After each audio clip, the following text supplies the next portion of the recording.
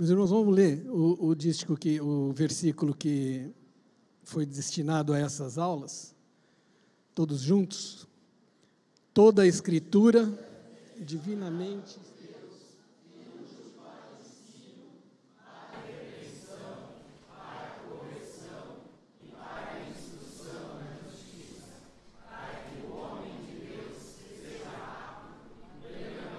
Preparado para toda boa obra.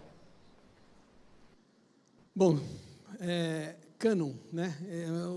Esse versículo, estes, porém, foram registrados para que creiais que Jesus é o Cristo, o Filho de Deus, e para que, crendo, tenhais vida em seu nome. Então, tudo foi escrito e inspirado por Deus, quer dizer, escrito pelos homens, mas inspirado por Deus. Então, a gente tem que ter isso como regra do nosso coração. A gente tem que crer. Aquele que crê e for batizado será salvo, mas o que não crê, esse não será. Então, a gente precisa... tudo parte do princípio de que você acredita nas coisas, né? Acredita em Deus. Então, o cânon é uma regra de padrão, uma regra de medida. Diz respeito ao quê? Aos escritos, que ele tem uma autoridade de fé e de práticas religiosas. E isso o quê? Em virtude, logicamente, da inspiração divina. Em segundo lugar, ele faz uma distinção, né? É a lista desses livros que foram autorizados por Deus, que fizessem parte da Bíblia.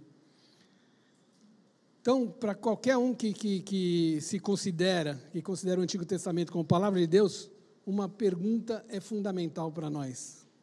E eu tenho certeza que todos nós, uma hora, fazemos essa pergunta. Como que eu vou saber se o texto que tenho em mãos reflete com precisão o que os autores antigos escreveram, inspirados por Deus, e que os escribas não adulteraram o texto de uma forma seriamente ou muito? Como é que vocês creem? O que vocês acham disso? O que vocês têm como verdade para vocês? Vocês creem absolutamente? Vocês às vezes têm dúvidas? Vocês acham que a Bíblia foi manipulada? Vocês acham que a Bíblia teve divergências de traduções?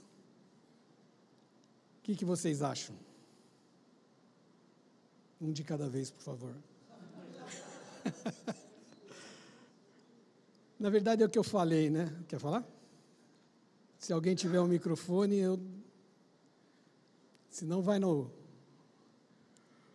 Porque é lógico, a gente tem que crer que eles foram inspirados por Deus, mas às vezes vocês têm homens que fazem traduções. Então eu queria ver o que até aqui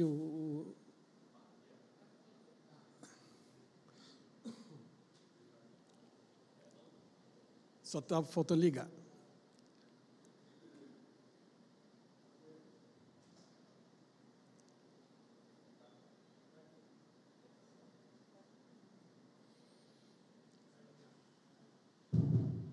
Boa, agora tem um trovão.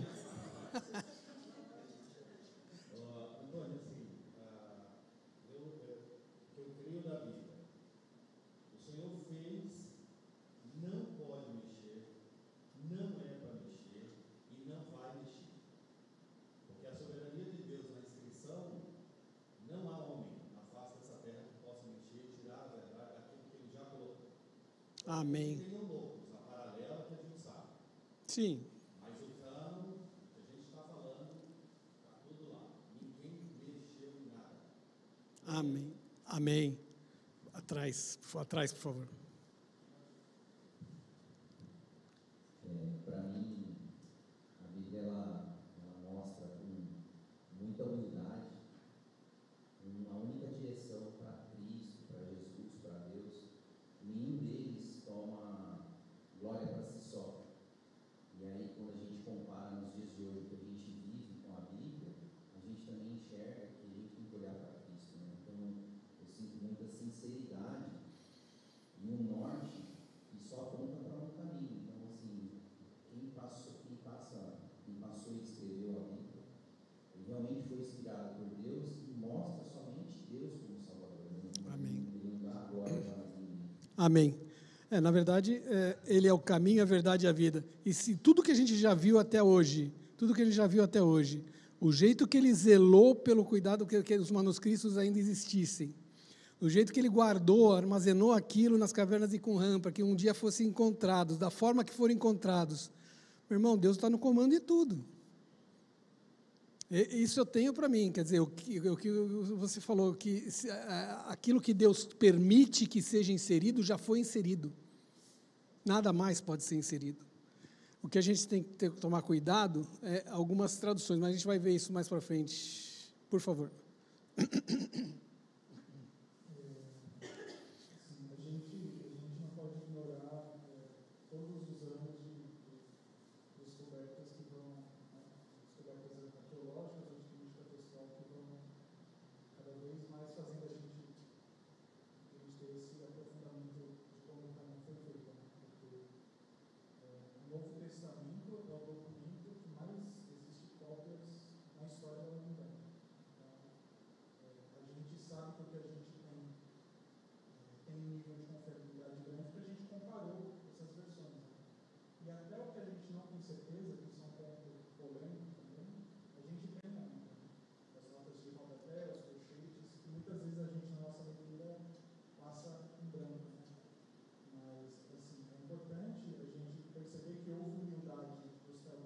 Isso.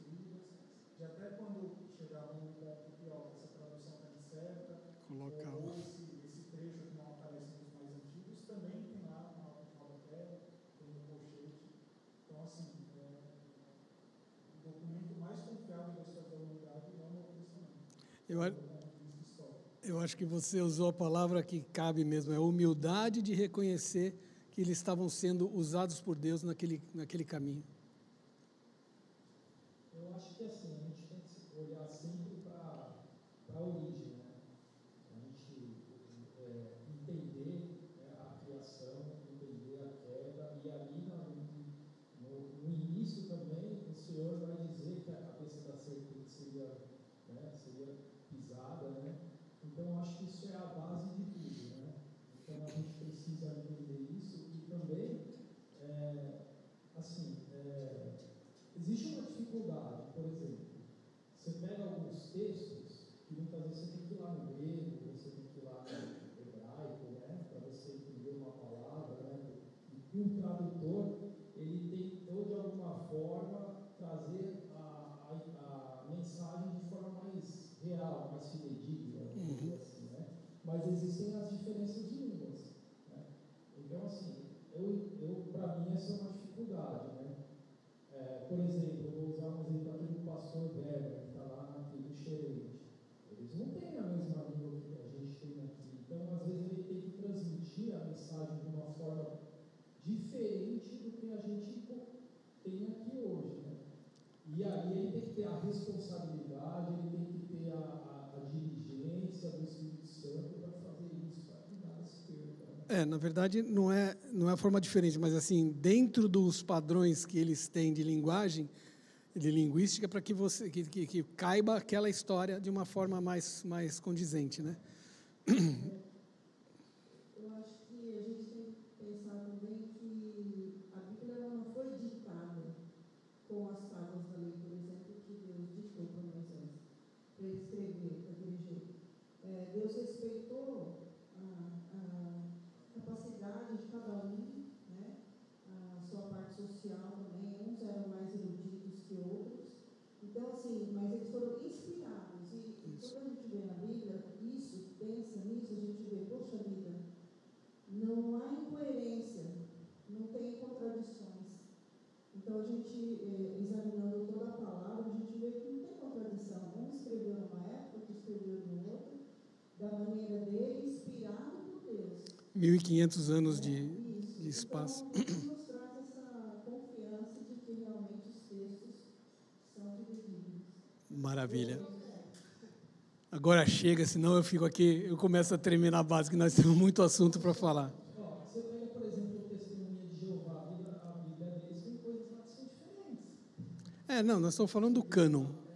Não vamos entrar em mérito nessa situação, mas nós estamos falando da palavra de Deus, né? Sim, não só desse.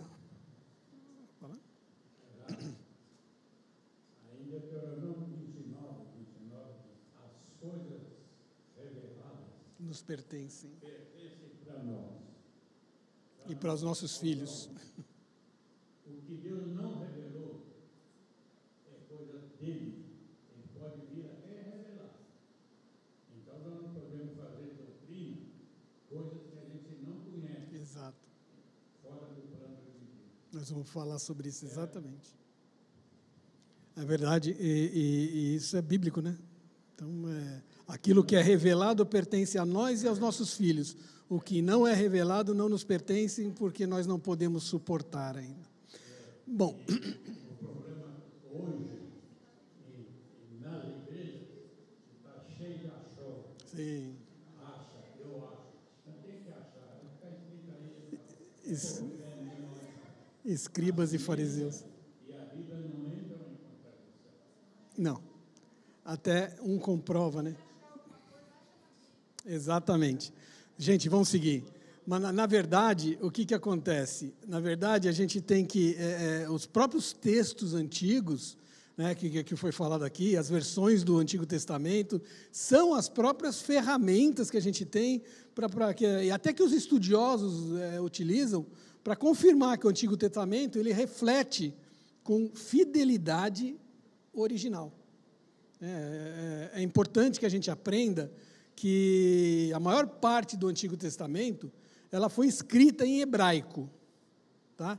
Então, porque a gente crê que a versão hebraica atual é a mais fidedigna, é o melhor testemunho que a gente pode ter desses livros, né, na sua forma original, na forma inicial. Se você pega a Septuaginta, ela que é a tradução grega do Pentateuco, né, foi finalizado lá por volta do século III a.C., a conclusão com que os demais livros se deu foi mais ou menos 2 séculos depois. Então, ela teve diversas revisões, por centenas de anos ela foi revista, foi feita revisões, e foram inseridas muitas coisas ali. E os editores atuais, eles estão buscando o quê? Retomar o grego koineo, né, o grego antigo. E, meu irmão, eu estou fazendo grego, estou estudando grego. Eu preciso de Deus para que Ele me abra o entendimento, para que eu consiga entender, porque não é fácil. Então, a gente tem, quando você, eu não sei quem falou, que a gente aprender do grego, do hebraico, é muito importante para que você possa buscar nos léxicos, que você tenha uma visão mais ampla daquilo que foi traduzido. Então, não tem dúvida nenhuma que em alguns pontos ali, o texto da Septuaginta, ela é diferente do que a gente tem no Antigo Testamento hebraico, no hebraico padrão, né, o chamado ali texto massorético. Um exemplo clássico disso é a diferença na expressão hebraica, que muitos salmos terminam assim, por o mestre de música. Então, muitos salmos finalizam com essa frase. E a frase, na Septuaginta, ela foi transformada por para o final. Quer dizer, não tem muita dinâmica igual aí. Então, essas diferenças, elas aparecem em maior número ali no livro de Jeremias, né? Quando você lê Jeremias, tem muita coisa que foi alterada. Alterada não, que foi, não é distorcida, mas foi traduzida de uma forma meio complicada, porque até durante muito tempo existiam 2 versões de Jeremias, né? Uma espelhada no texto massorético e a outra no texto da Septuaginta. Então, a gente pode afirmar, sem dúvida nenhuma, que o texto massorético ele é o melhor testemunho aí do texto original. Por quê? Porque tem fatos que comprovam aquilo, né? Por essa razão, todas essas traduções modernas aí do Antigo Testamento, elas se baseiam hoje no texto massorético e não na Septuaginta. A RA que a gente utiliza é assim. Então, vamos entrar aqui, quando chegamos aqui, o tempo passa, né? A formação aí do cânon bíblico do Novo Testamento, que é a nossa aula de hoje, ou seja, que é a base genuína aí da normativa, da doutrina da igreja, nossa regra de padrão e fé, foi um processo fascinante, né? Foi complexo, ela se desenrolou ao longo de vários anos. Então, desde o século I depois de Cristo, as comunidades cristãs elas começaram a reconhecer a autoridade de alguns textos, né? eles foram reunidos ali em coleções para circulação, para que fossem pregados nas comunidades e usados ali como uma adoração pública. Todas essas evidências revelam que durante a adoração pública, durante os cultos públicos, os cristãos lá no primeiro século, eles liam esses textos, e até isso aí viria, nós vamos ver um pouquinho mais para frente, viria a compor e inspirar também o Novo Testamento. Como os escribas, né, as escrituras hebraicas que compunham o Antigo Testamento, elas eram todas usadas ali para adoração. Então, os especialistas, eles atribuem o quê? Que a criação do cânon do Novo Testamento foi feita por o herege Marcião. Ele aceitava, Marcião ele era dualista, né? Ele não reconhecia o Deus do Antigo Testamento como o mesmo Deus do Novo Testamento, porque o Deus do Antigo Testamento era ruim e o Deus do Novo Testamento era bom. Mas, tirando essa parte, ele aceitava apenas ali as cartas de Paulo e o Evangelho de Lucas como real, os outros eles não aceitavam. E, na verdade, as igrejas, elas consideravam esses textos como genuínos. O que Marcião queria era justamente o quê? Excluir todos os outros. O cânon ficaria só de Lucas e as epístolas de Paulo. Então, o cânon muratoriano, né, aí não tem uma data certa que ele foi escrito, foi uma tentativa antiga de estabelecer uma lista de livros canônicos, né? Só que ele não inclui a maioria das epístolas gerais. Estou correndo, se vocês quiserem parar, levanta a mão, mas a gente tem que dar uma agilizada aqui, meio que narração de futebol hoje. Então, por volta do século IV, as igrejas elas estavam o quê? Fazendo uma compilação, uma lista definitiva desses livros do Novo Testamento. Então, a gente tem Eusébio, Atanásio, os concílios de Laodiceia em 363 depois de Cristo, Hipona 393 e Cartago em 397, cada um criou uma lista. E as duas últimas, ou seja, Hipona e Cartago, elas reconheceram já os 27 livros do Novo Testamento, que compõem aí a Bíblia da igreja atual, a igreja moderna. Em certo sentido, essa lista, elas ratificam a prática das igrejas contemporâneas, a nossa prática hoje. Esses livros já eram oficialmente aceitos desde lá. Então, o cânon do Novo Testamento, ele como a gente sabe, ele é formado de 27 livros escritos, né, os evangelhos, Atos dos Apóstolos, as epístolas e Apocalipse, e ele define a identidade da igreja, ele define a nossa identidade, a identidade do cristão. Então, são livros que foram inspirados por Deus, e se eles forem inspirados por Deus, eles são autoritativos para nós. Regra de fé e de prática para o cristão. O processo, por favor, microfone aqui. Autoritativo, de autoridade, de você precisa seguir. Né? O processo para... Ele só perguntou o que é a palavra autoritativo. Então, o processo para aceitação foi influenciado por diversos fatores teológicos, né, históricos, comunitários, etc. Mas quais os critérios para que eles fossem canônicos? Quais os critérios de canonicidade? Então, o processo de seleção desses livros, ele considerava 3 critérios principais para que eles fossem aceitos como canônico. A primeira dela era a apostolicidade.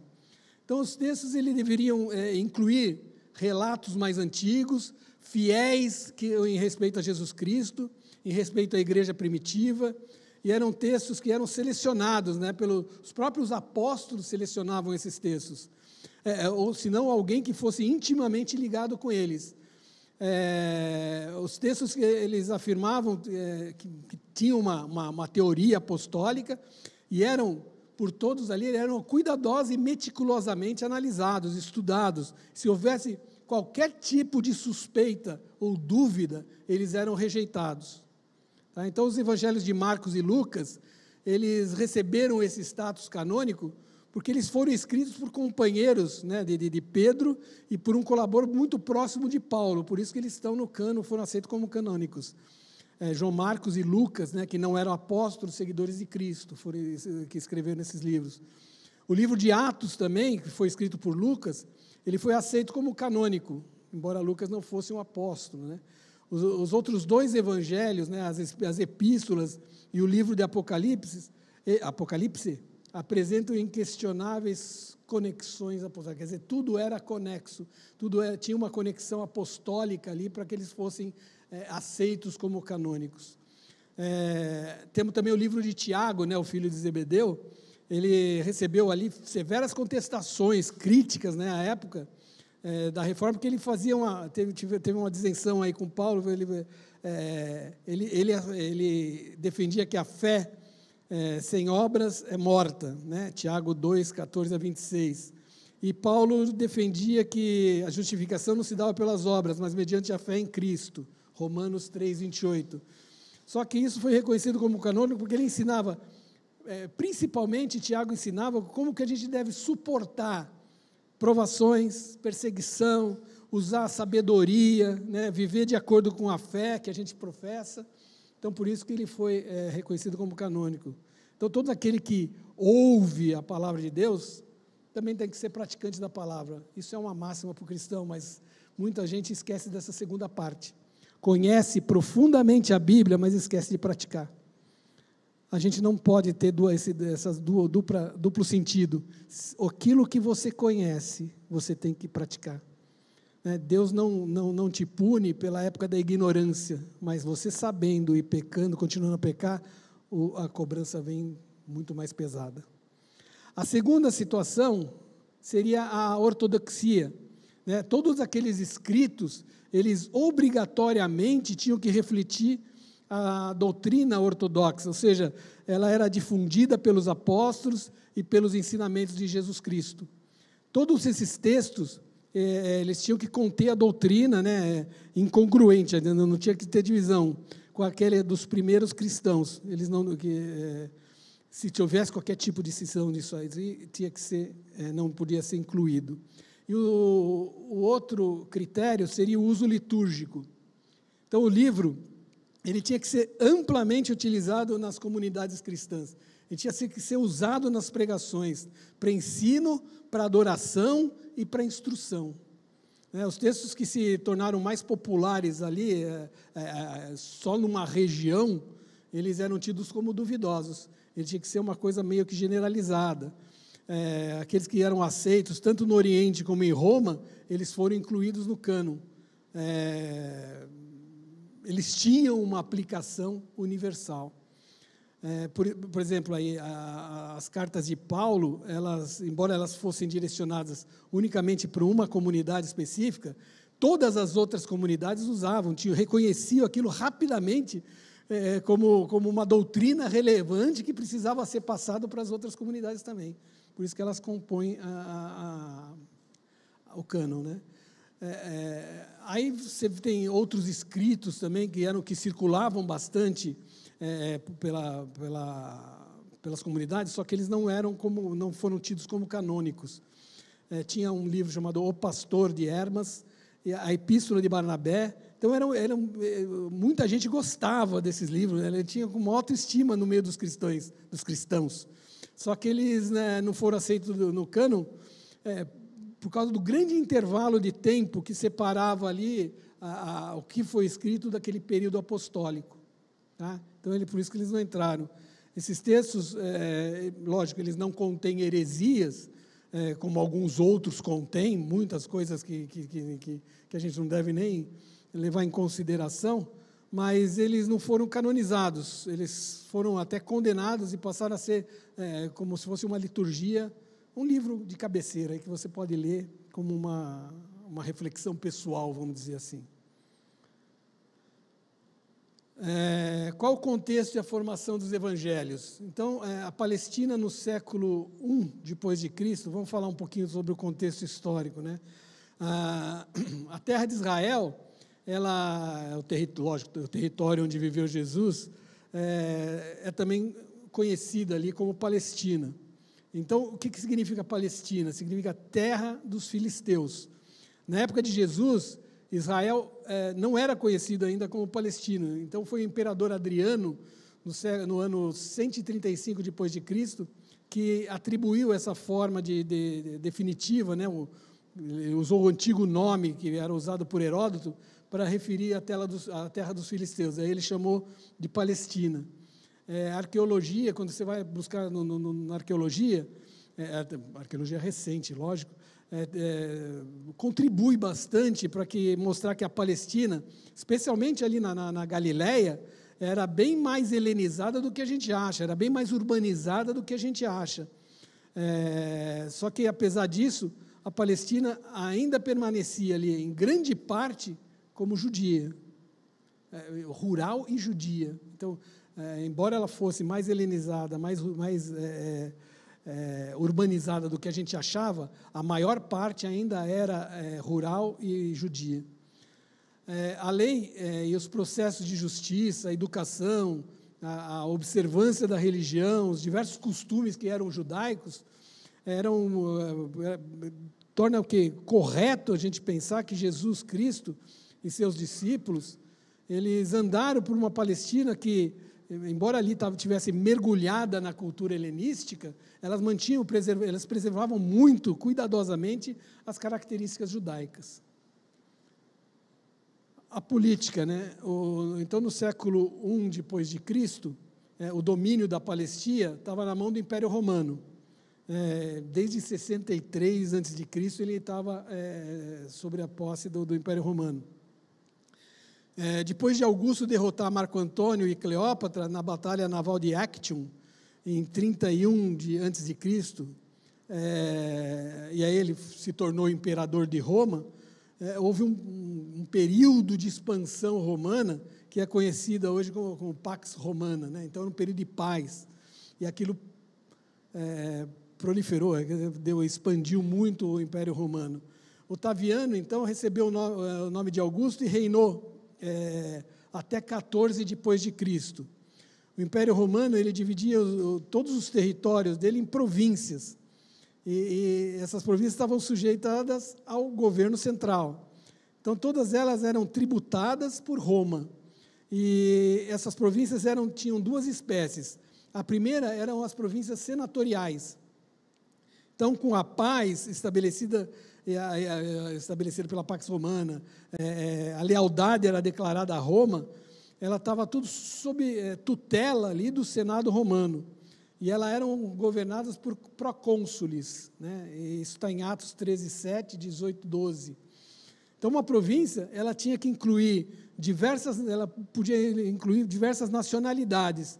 Paulo até mencionava várias dessas províncias nas epístolas dele.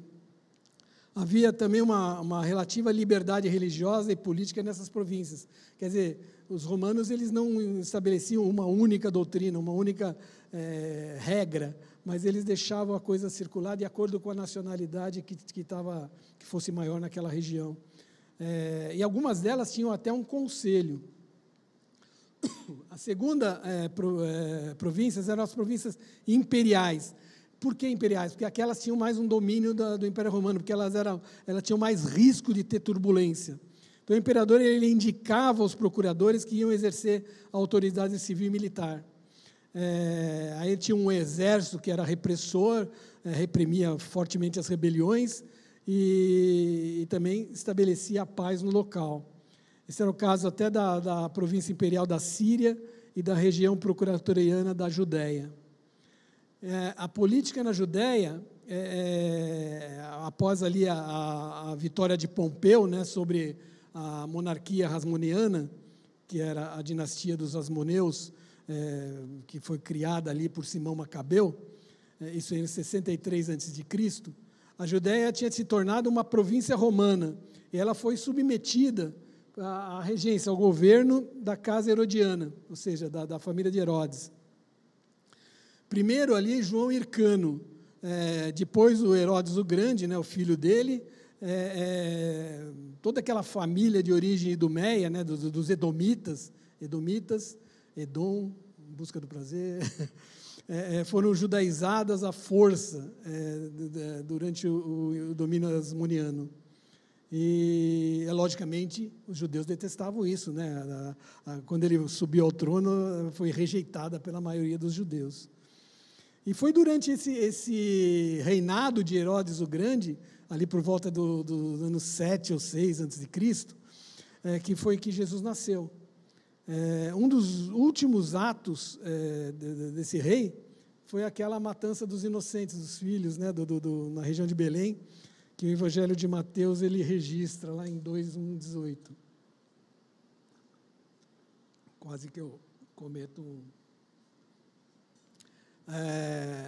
Então, aí a sucessão do trono da Judéia não ocorreu, lógico, de forma tranquila, né, após a morte de Herodes o Grande. Aí, quando Herodes morreu, o reino foi dividido, né, pelos 3 filhos, Arquelau, Herodes Antipas e Filipe. Arquelau ele ficou com o domínio da Judéia, da Samaria e da Idumeia, e Antipas ficou com a Galiléia e com Pérea, e Filipe com a Itureia, Traconítide, Gaulanítide, Auranítide e Betaneia. Esses nomes são... Arquelau, ele foi deposto ali do cargo de imperador por Augusto, em 6 depois de Cristo. E todos os territórios que estavam a cargo dele passaram a ser regime dos procuradores imperiais. Foi esse regime aí de procuradoria que colocou Pôncio Pilatos no governo da Judéia de 26 a 36 depois de Cristo, no tempo de Jesus. Herodes Antipas, ele governou a Galiléia e Pérea até 39 depois de Cristo, e foi aquele que foi repreendido lá por João Batista, que se encontrou com Jesus na ocasião do julgamento. Filipe, ele não tinha muita importância para os judeus, ele é citado algumas vezes só nos evangelhos de Mateus e de Marcos. Ele morreu por volta do ano 34 depois de Cristo. Os aspectos econômicos, por que eu estou falando tudo isso? É porque tudo isso compõe a formação do cânon, o momento que estava sendo vivido ali para a formação. Então, tanto no judaísmo como na sociedade grego-romana, a estrutura da socioeconômica era piramidal. Então, no topo da pirâmide estava a aristocracia, e na base das pirâmides, os pobres e os escravos. Isso privilegiaria, né, toda a carga tributária, que não era, nós vamos ver aqui em termos de percentuais, que não era leve, recaía sempre sobre os pobres e os escravos. Alguma diferença? Então, quer perguntar? A aristocracia, em primeiro lugar, o que era a aristocracia? Eram famílias ligadas ao sacerdote, né, aos rabinos importantes. Então, toda a família rasmoniana, desde lá dos períodos dos Macabeus, até ali o princípio lá até o tempo do rei Herodes o Grande, eles controlavam todos os negócios do templo, eles participavam dos dividendos, né, da venda dos animais para sacrifício, o câmbio do dinheiro e todos esses afins. E no Sinédrio tem outros exemplos, né? José de Arimateia provavelmente tinha terras, ele arrendava isso para o plantio. É importante que a gente cite também que havia uma minoria rica formada por alguns publicanos, e eles, logicamente, enriqueciam desonestamente no exercício ali da profissão deles. Logicamente, eles eram odiados pelos pobres. Pobre eram a maioria, né? Eram os agricultores, os artesãos, os pescadores, os pastores, os caçadores, os carpinteiros, fazedores de tenda, homens de pequenos negócios, todos esses, embora fossem empreendedores, eles eram tidos como os pobres. E nós vamos ver o porquê disso. Escravos, né? A gente não sabe exatamente ali quantos tinham, né, em todo o império. Os mais pessimistas falavam que eles eram mais do que os livres, que o número de escravos era maior do que os livres. E os mais contidos diziam que era 1/4 de toda a população. É lógico que quando você vê os dizeres de Jesus nas parábolas, eles presumem que haviam escravos também na sociedade judaica. Só que esses escravos na sociedade judaica não eram tão numerosos, né, como na sociedade greco-romana. As cartas de Paulo, elas também dão conta de que existiam muitos escravos nas famílias cristãs. Um dado curioso é que no Novo Testamento não fala, a gente vê, até foi isso, quando eu estudou Efésios, eu falei isso, no Novo Testamento não fala categoricamente sobre esse sistema escravagista. Ele recomenda que os escravos obedeçam aos seus senhores e os seus senhores, por sua vez, sejam bons para os escravos. Mas eles não falavam diretamente sobre o sistema escravagista. Seja aí qual for a forma de governo na Palestina, é certo que eles cobravam e recebiam tributos. Isso é certo. E aí, a gente estipula os judeus aí desse período, da dominação persa, tinham o quê? Uma carga dupla de imposto. De um lado, eles tinham o imposto imperial, e do outro lado, o do templo, né? Então, a gente estipula, os historiadores estipulam o quê? Que aproximadamente a carga das taxas pagas pelos judeus durante o Império Romano podia chegar a 32%. As taxas religiosas chegavam a 12%. Então, se a gente somasse isso, chegava a 44% a carga tributária que eles pagavam. E não era incomum, na época ainda, você cobrar um extra, né, destinado a impostos, ainda de mais 5%, esse extra. Então, significa o quê? Que 50% do que eles ganhavam na época iam para impostos, iam só para encargos. A gente chora hoje, imagine na época. Então, por isso que o número de pobres e de escravos era enorme, né? Então, a gente pode lembrar aí que frequentemente tinham essas cobranças extraordinárias. Até Herodes cobrava o quê? Para construir lá a megalomania dele, as obras dele.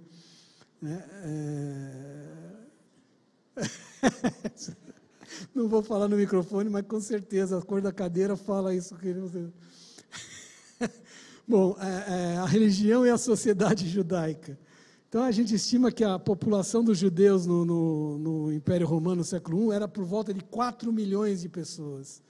Era mais ou menos 7% da população do Império Romano.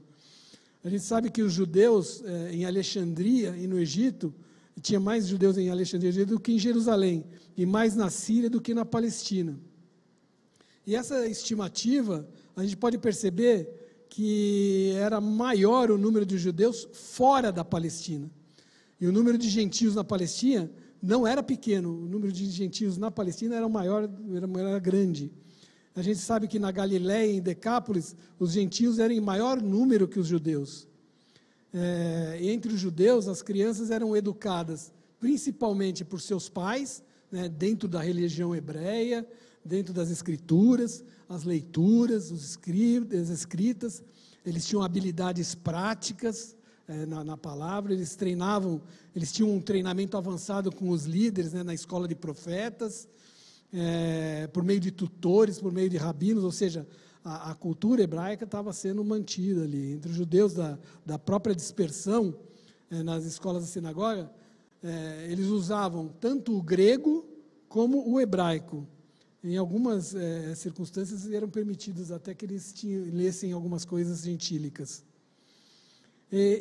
O mais importante de tudo isso é que a família parece ter sido ali a unidade básica da sociedade antiga, como deve ser hoje, né? Na Palestina antiga, as famílias grandes eram bastante comuns e não tinham um sobrenome, elas eram conhecidas com menção ao pai. Então era Simão, filho de Zebedeu, a filiação política também, Simão o Zelote, pela ocupação, Simão o Curtidor, ou até pela residência, Judas Iscariotes, que era da cidade de Cariotes.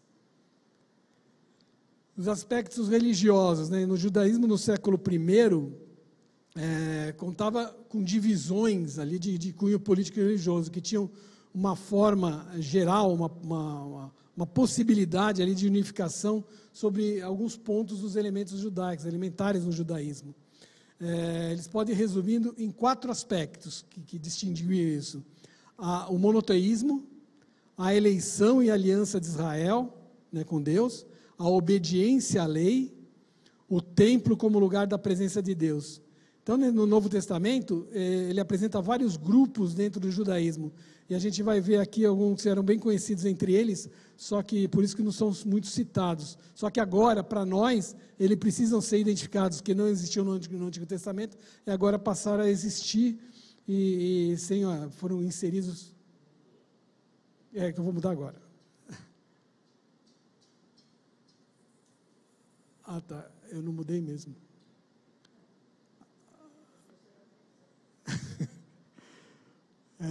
Bom, Novo Testamento, os grupos antigos, nós vamos ver isso aqui agora. Se alguém quiser fotografar alguma coisa, tire agora ou cale-se para sempre. Atenção, vamos lá. Os saduceus, eles formavam o quê? A nobreza, eu sempre deixo uma marquinha aqui, para quando é para mudar de slides, e essa aqui eu deixei passar. Obrigado. Então, os saduceus, ele era a nobreza, né? Era essencialmente sacerdotal. E eles remetiam ali a Zadok, que era o sumo sacerdote na época do tempo de Davi e Salomão.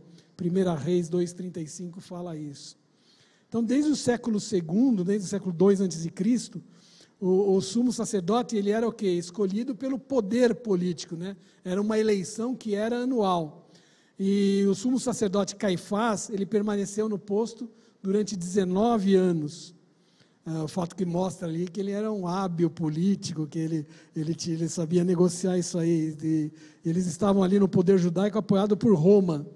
Eles procuravam ali evitar os conflitos entre o povo oprimido e o império, e após o ano 70 depois de Cristo, praticamente os saduceus desapareceram.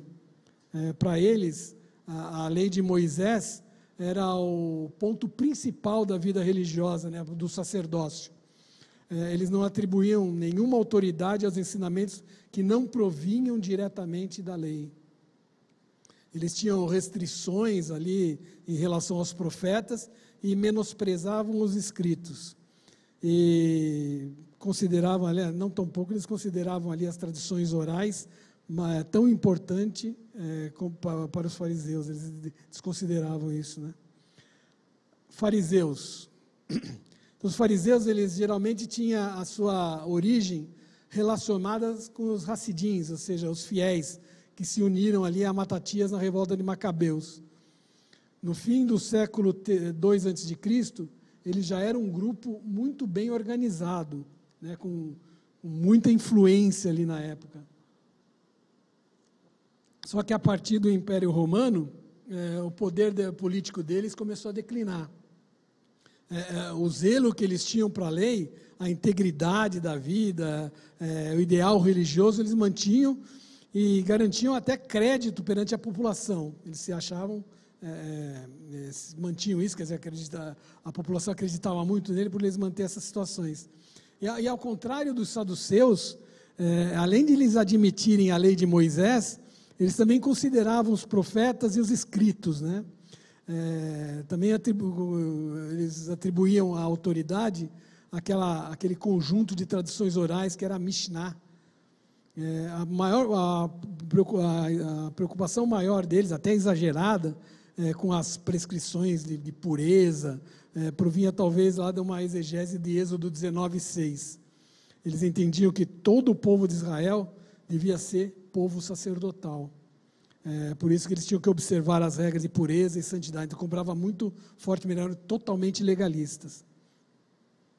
E o fato aí de Jesus negligenciar muitas coisas desses aspectos rituais era bem conflitante com eles. Então, eles discutiam muito com Jesus por causa disso. Após o ano 70, tem um grupo sobrevivente à retaliação romana, eles reconstituíram o judaísmo em torno da lei e da interpretação. Zelotes.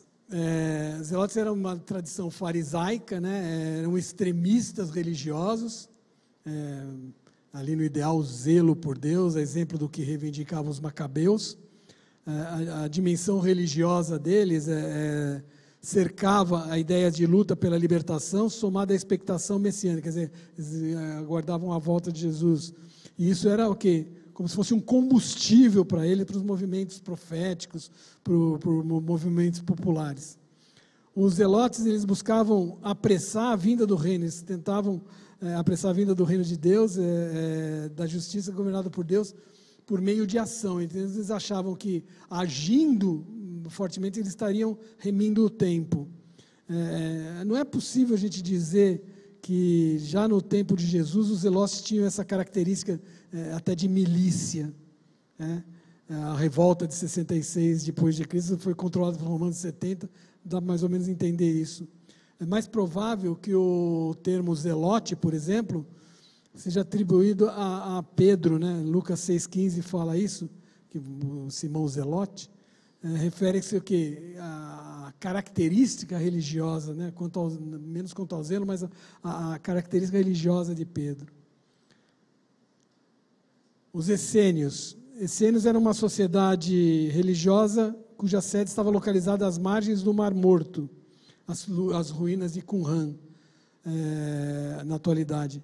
Porém, as raízes estão além de Qumran, né? Elas remontam à última metade do século III a.C.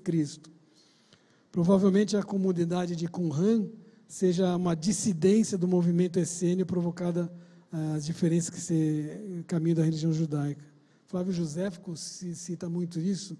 Ele menciona ali a porta dos essênios, né, em Jerusalém, que indica que Qumran não era o único lugar habitado pelos essênios, eles habitavam em outras regiões, até junto com fariseus, saduceus, zelotes, etc.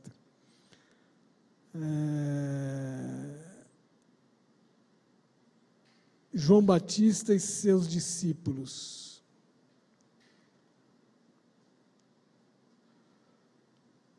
Apesar aí das semelhanças com os essênios, as diferenças aqui são fundamentais para que a gente conheça melhor o movimento de João Batista, né? Descrito aí como João Batista era um profeta apocalíptico. Ele proclamava o quê? A iminência do reino de Deus, a exigência de arrependimento dos cristãos. Para que você pudesse entrar no reino de Deus, você tinha que se arrepender. Lógico, continua até hoje, né?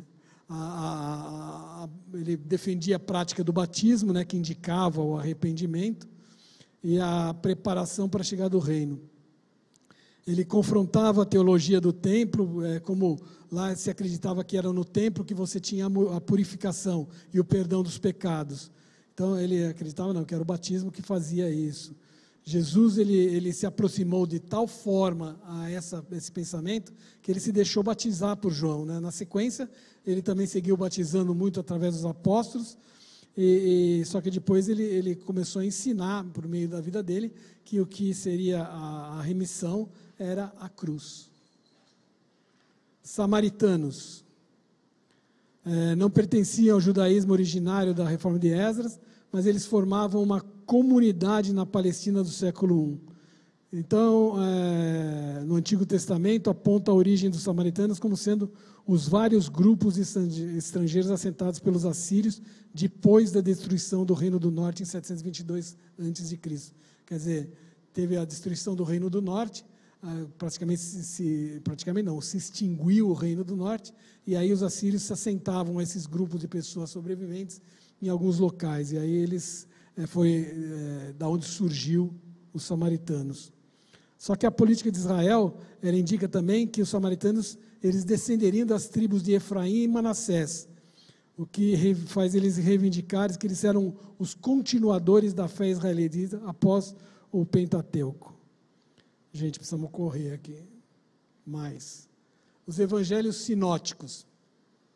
Então, a despeito do senso comum, o significado do termo evangelho, uma forma que a gente pode abordar, conceituar aí os evangelhos, evangelho e evangelios, deve indicar como entender melhor o conceito do termo.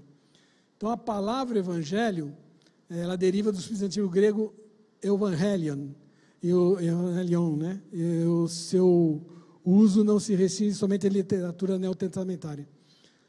Esse termo, ele era o quê? Ele era usado na literatura grega anterior, né, ao tempo dos evangelhos. Ele significava o quê? Uma recompensa dada a alguém que trazia uma boa notícia. Sempre uma boa notícia. No estudo do Novo Testamento, o termo evangelho, ele refere essencialmente às boas novas derivadas da vida, da morte e da ressurreição de Jesus Cristo. Lá no século I, né? E eles direcionavam o Novo Testamento, o termo evangelho, para designar o quê? Os livros de Marcos, Lucas, Mateus e João. A formação do evangelho. Então aqui a gente vê que o Evangelho de Lucas, ele é o mais gentil deles, portanto ele faz o que? Ele desenvolve uma biografia que ele narra o nascimento, infância e a genealogia de Jesus. Quando a gente vai para Mateus, ele apresenta também a genealogia, a narrativa do nascimento. Marcos, ele parece ignorar essas situações, né? E João, ele apresenta dados biográficos inéditos de Jesus, só que ele faz a biografia dele como verbo, né, pré-existente na história. Pode ser que em João a gente tenha uma biografia da divindade de Deus, de Jesus. Então, o que significa isso? Que, apesar de você ter o mesmo personagem principal, que seja a pessoa de Jesus, cada evangelho traz aí um conteúdo diferente, traz um propósito teológico distinto,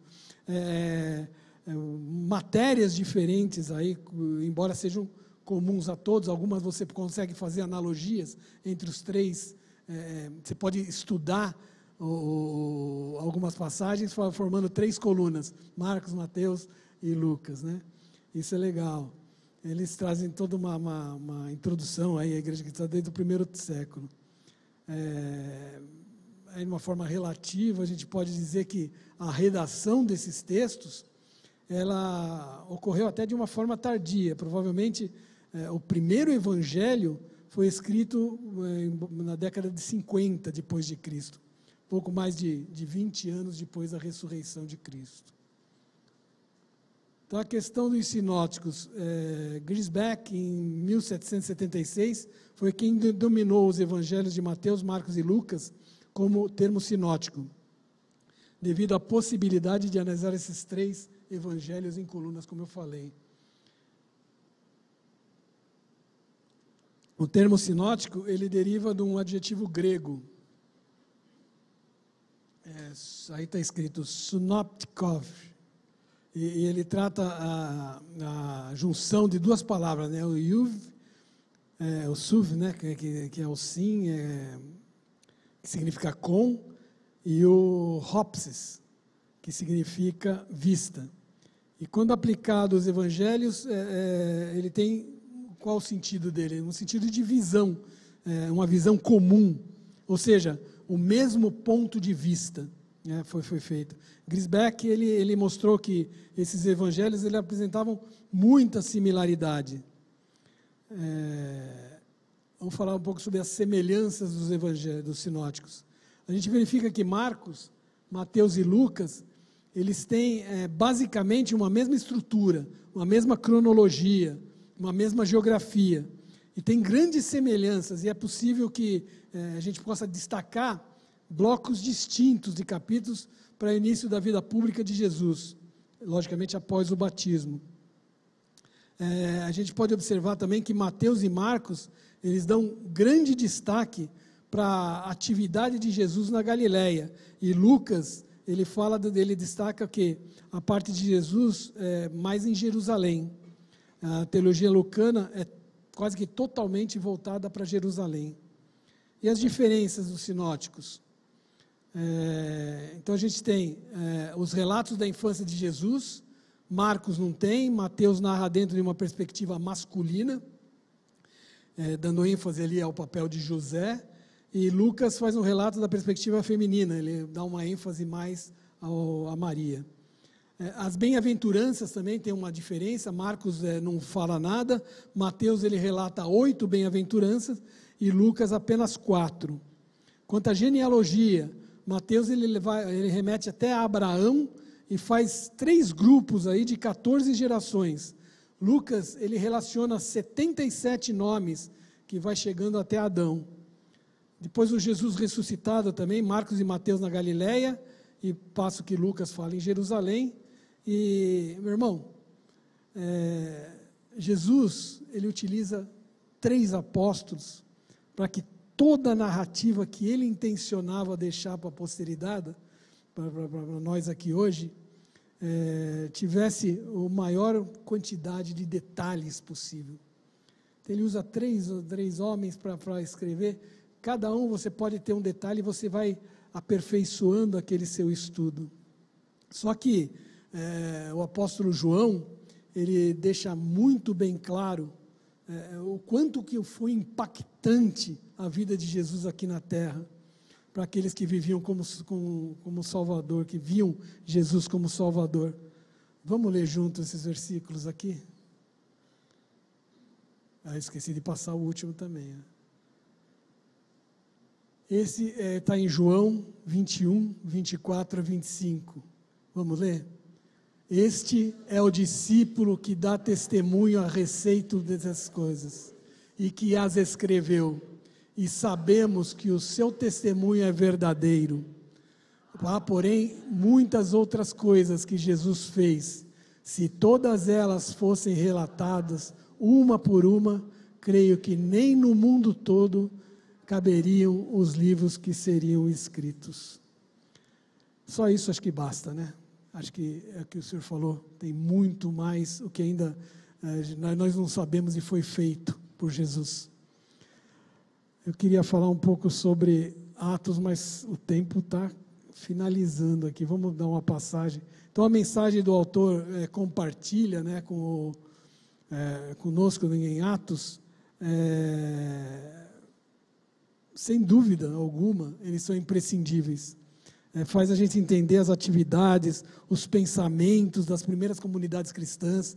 É muito importante você estudar Atos. Sem que tivesse esses tais escritos, haveria muitos pontos obscuros. Então, o livro de Atos, ele é uma união entre os evangelhos e o resto da Bíblia, quer dizer, o resto da Bíblia, as epístolas, etc. Se não tivesse o livro de Atos com uma forma de união, ficaria um hiato, né, entre as redações. E o termo Atos, ele deriva do grego praxis, que significa o quê? Ação, prática, atividade. Então, os evangelhos, eles expõem para nós, né, a vida lá no primeiro século, os 4 relatos da situação do primeiro século. E Atos é uma narrativa, um registro histórico do que aconteceu depois das Boas Novas. Então, lógico que toda a vida nossa foi afetada, né, pela interferência e as situações que estavam ocorrendo naquela época.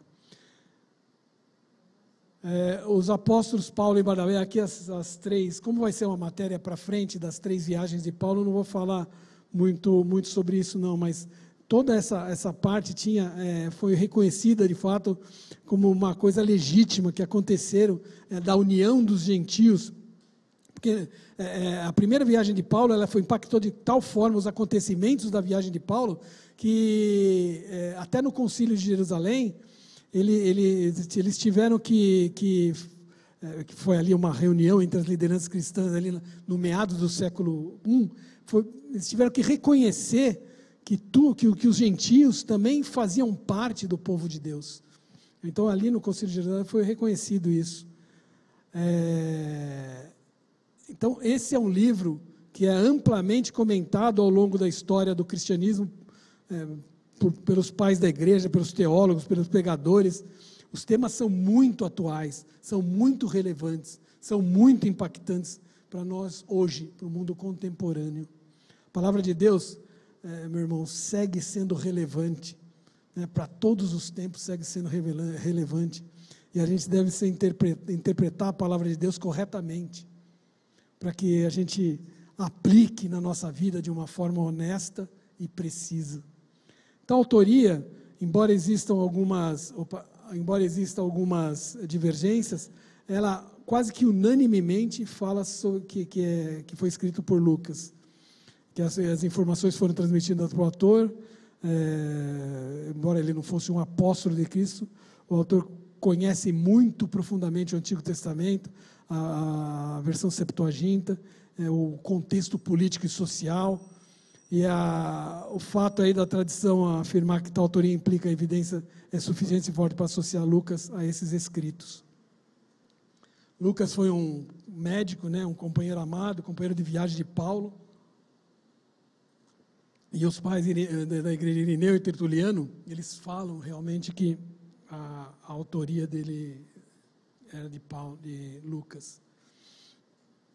Lucas é um historiador, né, meticuloso, um diplomata cristão. ele era preocupado com as ações das autoridades romanas para com a fé cristã, para que não houvesse uma disenção, uma briga entre cristãos e romanos.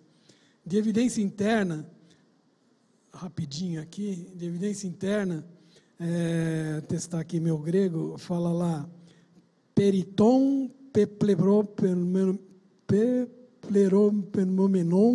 enemim pragmaton. Um dia eu chego a falar isso aqui fluentemente. O que significa isso? Isso aí que está escrito aí foi mais ou menos o que eu estou falando aqui. Se tiver alguém que fale grego, que me corrija. Fala sobre os feitos que aconteceram entre nós. Então, Lucas, ele transmite a nós aquilo que aconteceu com eles, né, durante todas essas passagens. Você vê que maravilha você viver com Jesus Cristo aqui na Terra e conseguir... os evangelhos falam da história que eles viveram, e Lucas ainda escreve em Atos aquilo que recaíram sobre eles depois quer dizer, na sequência, depois que Jesus ascendeu aos céus, o que aconteceu sobre eles. Então a descrição ali, isso aí está no prólogo do livro de Lucas, é uma narrativa, né, remetida a Teófilo, e nesse sentido Lucas faz referência ao primeiro tratado escrito em Atos 1:1, que dá a sequência, que é uma sequência do Evangelho. Alguns historiadores dizem que, como está primeiramente, né, que fala lá no começo, como primeiro, que Lucas, a intenção de Lucas era escrever um terceiro Evangelho, um terceiro livro, né, seria Lucas, Atos e um terceiro livro. Mas isso não ficou muito certamente comprovado. E aí a evidência externa seria mais o cânon muratoriano, tem um escrito de Irineu em Adversus Haereses, um prólogo antimarcionista no final do século II, Clemente de Alexandria em Stromata, Tertuliano em Adversus Marcion, são todos escritos antigos que contextualizam, e até Eusébio na história da Eclesia, que é a igreja, contextualizam que Lucas é o escritor de Atos, tá? O que eu queria deixar para vocês como síntese aqui é que a boa notícia para nós é que Deus tomou toda a iniciativa para resgatar pecadores, para tornar disponível para toda a humanidade a realidade dos evangelhos, os textos inspirados por Deus. O ministério de Jesus na terra foi registrado nessas páginas e, meu irmão, tudo está ali. Acho que alguém falou aqui no começo que tudo está ali. Então, por conta disso, todos aqueles discípulos, eles tinham que registrar isso para nós. Na narrativa de Atos, ele registra esses movimentos no início de Jerusalém até hoje. Eu já vou orar se tocar o sino. Antônio, eu posso só ler um texto aqui? Acho que isso aqui é a chave de tudo, né? Por favor. Hebreus 11:1 diz: Ora, a fé é a certeza das coisas que se esperam, a convicção de fatos que se não veem, pois pela fé os antigos obtiveram bom testemunho. Pela fé entendemos que foi o universo formado pela palavra de Deus, de maneira que o visível veio a existir das coisas que não aparecem.